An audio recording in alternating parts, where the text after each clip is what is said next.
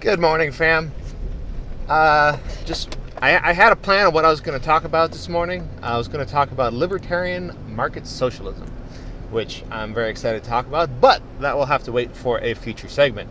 Because while I was getting ready, I watched the video that Pigpuncher / Xanderhal dropped this morning, and I fucking have to talk about that. Extremely important. So just for a little background, if most of you are probably familiar with him, he's a lot bigger than I am, obviously, but he's like Vosh's friend. They're kind of similar. He hates being called a Vosh clone, but you know. He used to be Pigpuncher, and that's because he was primarily a Minecraft streamer. So I don't get any crazy ideas. In Minecraft, sometimes you punch pigs. But he's rebranded to be Xanderhal because he's moved to being more a political branded streamer than just a one game branded streamer. So anyway, I like Pigpuncher, great guy. This isn't to criticize him, but it is to respond to the concepts he was talking about. So his video is all about the existence of secret crypto-fascists that are trying to divide the left. And I 100% agree that they exist and that they're a problem. Of course. They're either crypto-fascists or very likely FBI goons, because we know from history, like Freedom of Information Act, etc., that these programs have existed in the past. There's absolutely no reason to think they don't exist now under a Trump presidency. So, are there crypto-fascists out there? Absolutely. But what should we do about that? In the whole video, he scrolls through comment threads. He looks up who people are following. What they're tweeting out there. And I think that's the wrong reaction. I think that's more in line with what they want, because they're trying to sow division. They're trying to sow paranoia. If you're spending all this time, every time you have a disagreement with somebody, and you're like, is this person a woke scolder trying to, that has actual criticisms they think of the left, or is this a crypto-fascist just trying to spread division? And then you spend all this time trying to research it. Are you doing things that are good for the left at that point? Are you out there educating people on leftism? Are you spreading awareness of important issues? Are you having good conversations with people of open minds to try to move them a little farther left? No. You're just being paranoid. And that's what they want. I think a much more useful criteria by which to address this issue is just to keep the simple metric in mind that love matters, and we should be doing everything in love. And rather than trying to prove whether somebody's a fascist or not, look at the effect of what they're saying. Is it good or bad for the left? Is it spoken in love or not? And that's the metric. Like, you don't need to prove they're a fascist. If what they're saying hurts the left, it doesn't fucking matter if they're a crypto-fascist or a woke scolder. You can call them out, and I wouldn't get into a long argument with them, because it's not well worth your time, whether they're a woke scolder or a Nazi. But, if you make one response, this is very toxic, this is damaging to the left, and I don't recommend that anybody engage with it, and then you move on. I think that's the healthiest way to approach this, because we don't want to be tearing people down. The fact is, I disagree with his assessment that a majority of these woke scolder divisive people are crypto-fascists or FBI or whatever. I think that's unlikely. I'm sure it's a minority, as we saw with the effect of Russian troll farms and other paid troll outfits. I mean, a lot of corporations do that. Bloomberg is doing this.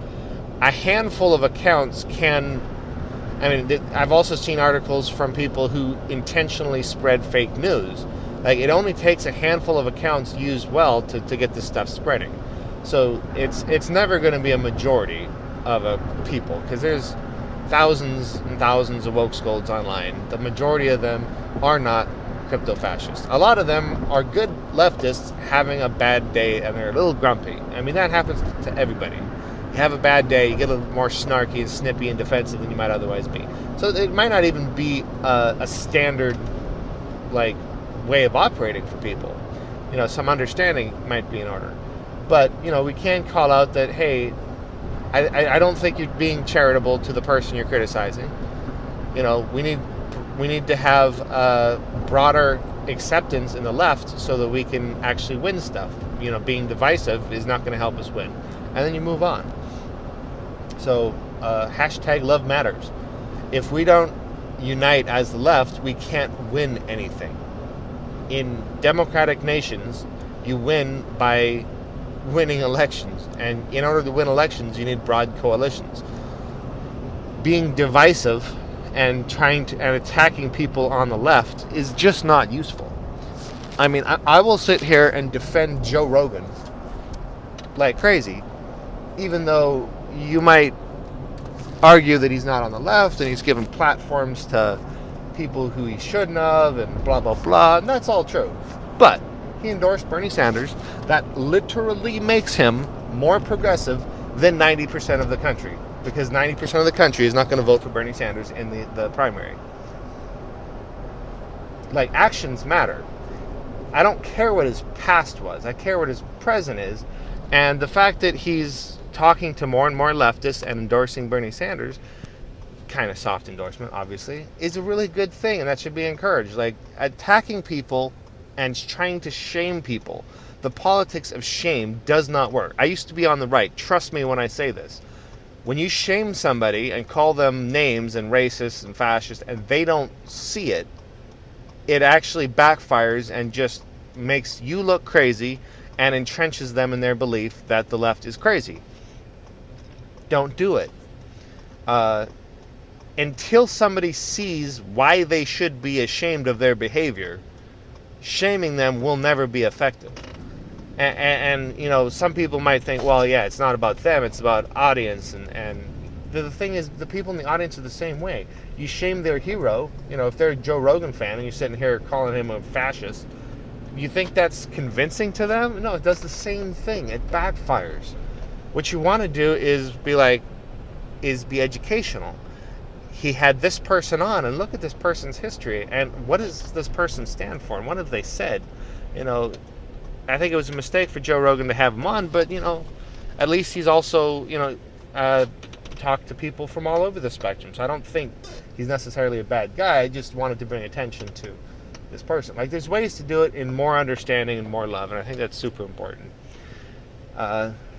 Trying to just attack and shame and cram people into boxes, whether they fit or not, it's very tribalistic behavior, and it's what hurts the left. And it's not primarily fascists, crypto or otherwise, that are doing this to us. It's us that's doing it to ourselves. And the reason is because we on the left care about ideology. We care about making the world better. We're not just tribalist hacks. The right is more united because they're more tribalist and more authoritarian. That is an advantage just in psychological makeup, because that makes them easier to unite. Since we care about truth and ideology and making the world better, disagreements have more weight behind them. We care more. And that's great. We should have those discussions.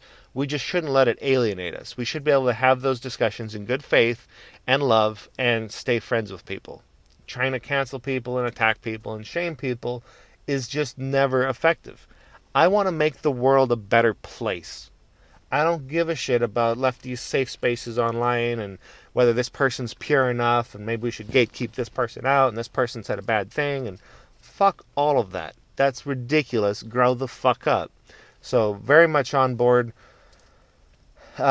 with the kind of anti-woke scold message, but at the same time, it needs to be the same as any other message you would spread in the spirit of love matters, because otherwise you're just creating another division. It's the dirtbag left versus the woke scolds. Most of the woke scolds have a good heart and they have the best intentions. They're trying to provide good criticism, and a lot of it that I see called out could be in good faith. Like, they're just like trying to correct people. So don't get overly defensive. Try to listen and try to be the peacekeeper. I find myself here all the time in interactions online, trying to be the peacekeeper between two people on the left. We need to understand we're on the same side. So let's keep our criticism in good faith and in love, and try to be as united as possible while still educating people. And for God's sake, please get away from the politics of shame, because it does not work. Shaming people who don't understand why they should be ashamed will not work. You have to educate them. You have to explain to them why the behavior is wrong. And that goes for woke scolds, fascists, the right, the alt-right, other people on the left, libs. It goes for everybody. The politics of shame doesn't work if the person and their audience don't understand why they should be ashamed. You have to educate them. They don't know. We have this tendency as humans to assume everybody's lying and in bad faith, that they actually know. But that's just because we don't, while we might logically understand theory of mind, we don't live like it, because we assume everybody has our knowledge, what's in our head, in their head. They don't. They have different experiences. They're in a wholly different echo chamber, and you have to try to understand things from their perspective.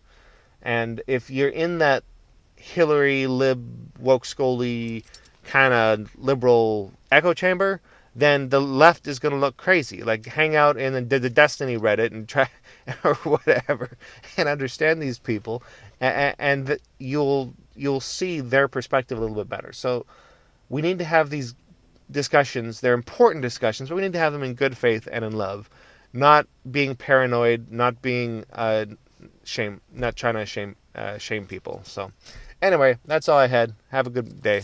Thanks.